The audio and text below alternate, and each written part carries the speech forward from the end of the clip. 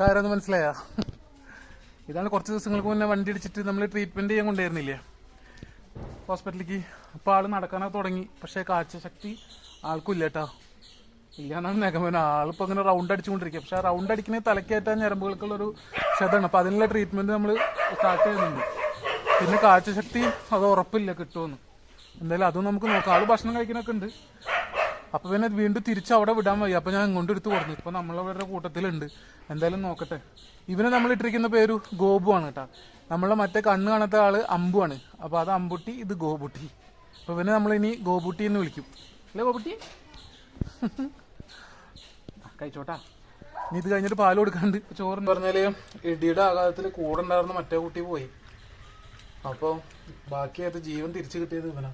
അങ്ങനെ നമ്മളിപ്പോ ഉയർത്തെഴുന്നേൽപ്പിച്ച് നമ്മളെ അമ്പൂട്ടിയുടെ പോലെ, അമ്പുവിന്റെ പോലെ കണ്ണിന് എന്താ കണ്ണൂര് കണ്ണിങ്ങനെ തള്ളിയ പോലത്തെ അവസ്ഥയായിരുന്നു.